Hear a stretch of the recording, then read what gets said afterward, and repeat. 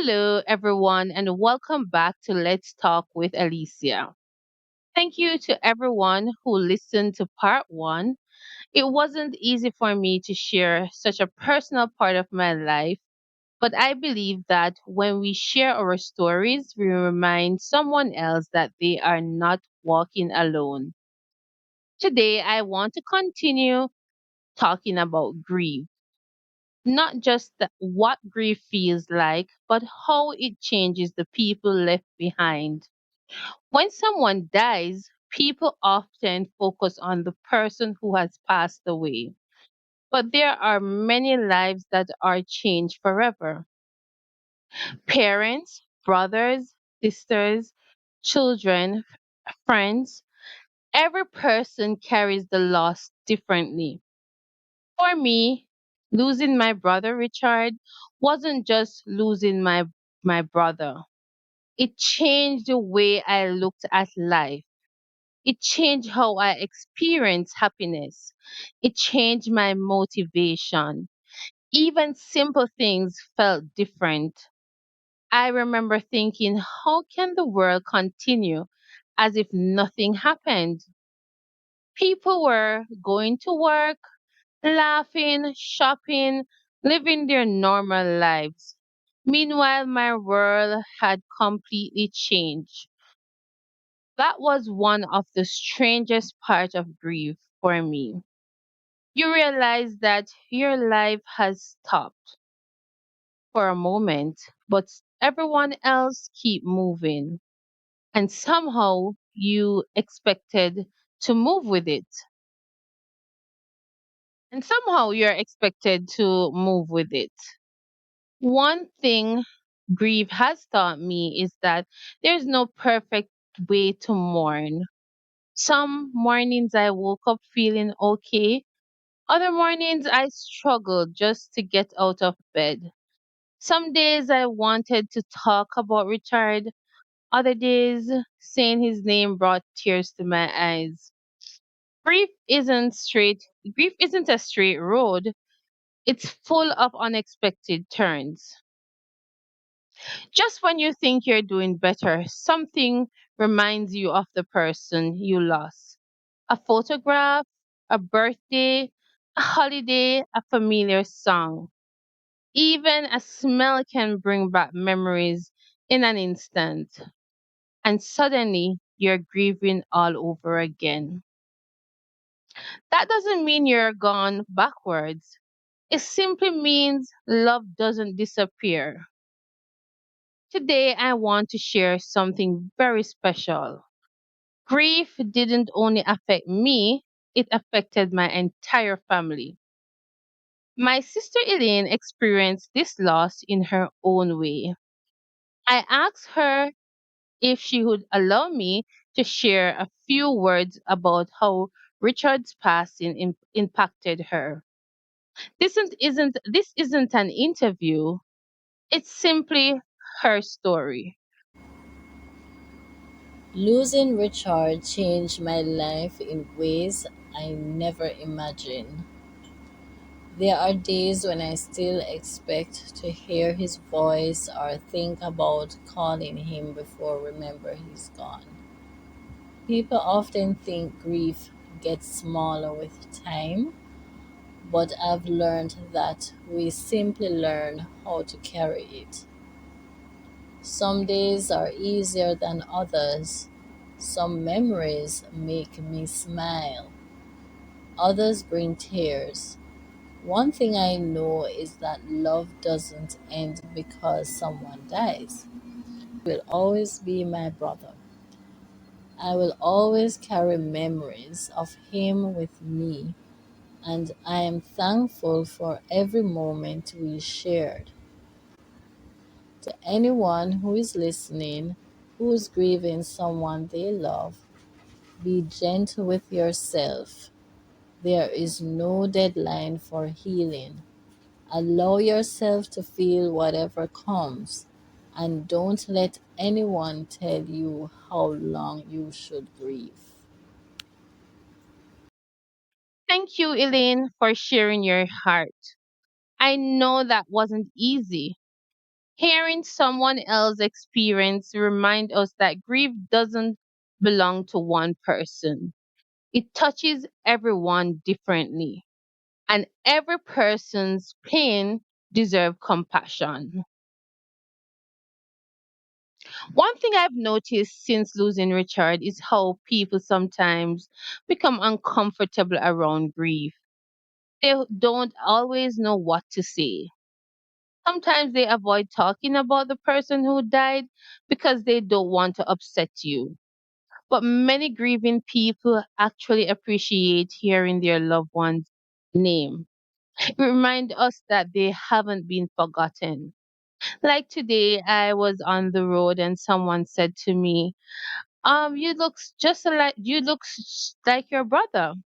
And I was like, yes, thank you that for that compliment. And he was telling me that Richard was one of his good friends as well as his barber, and he missed him so much. And just hearing someone calling his name and speaking about him, lift my spirit. It makes me feel good, to talk about my brother, and have other persons speaking about him. It gives me a feeling of as if his presence is still around. Sometimes it's simply sitting beside someone and saying, I'm here. I remember them too. You don't have to go through this alone. Those simple words can mean more than people realize. I've also learned something about healing. Healing isn't about pretending everything is okay. Healing is being honest. It's allowing yourself to cry. It's allowing yourself to laugh without guilt. It's understanding that both joy and sadness can exist at the same time. You can miss someone deeply and still find a reason to smile. Those things can exist together. When that gentleman was talking about Richard to me today, what he was saying bring both tears to my eyes, but yet it also put a smile on my face because of the things that you were saying about Richard.